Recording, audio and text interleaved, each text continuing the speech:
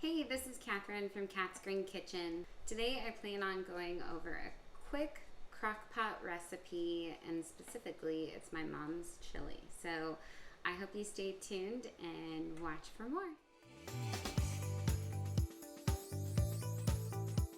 This is fully plant-based, and it is also not necessarily a spicy chili. If you want more spice to the chili, you can add more chili flavoring to it. So let's go ahead and get started. First ingredient is chopped onion. So I have one large chopped onion, which you can see here, and then I have 2 green bell peppers. So I'm going to go ahead and add that to the crock pot. Next we need garlic, 2 tablespoons.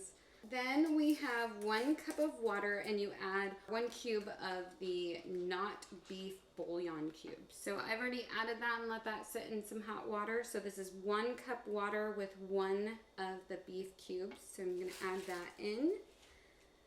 So 2 cans of kidney beans, and I went with the organic dark red kidney beans. And then I like to add different types of beans. So this is some black beans, some pinto beans as well. 1 teaspoon of salt, 2 teaspoons of oregano, 2 teaspoons of chili powder. Next we add 1 bay leaf, that in there. 1/4 cup of sugar, and this is organic sugar. A 1/4 cup of ketchup, and I just use Heinz ketchup. I usually do 1 6-ounce container of tomato paste, but this is new to me. I've never used one of these tube ones, but this is, it says 2 tablespoons is 1 can. So we will try this out. I'll probably do heaping tablespoons just because that's interesting. 1 to 2 28-ounce cans of diced tomatoes. I went ahead and did the smaller 14.5, and I'll do 3 of them. Alright, so next we mix it all together. As the onions and the bell peppers cook, they will release liquid. I like to add textured vegetable protein. I like this to add it almost like a ground beef to it. And so once it is absorbing liquid from the chili, it makes it just a really thick, hearty chili.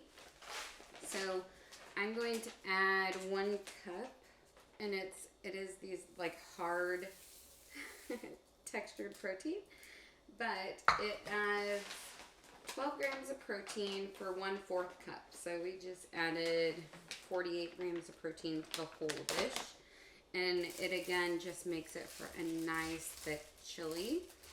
So you are done assembling. I'm going to put it on high.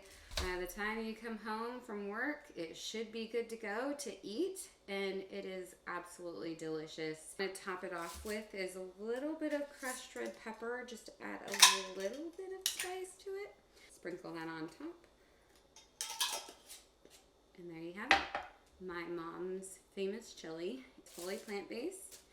I hope you enjoy, and if you have any questions, comments, if you try it out, please leave it in the comments, and I will leave the recipe details below.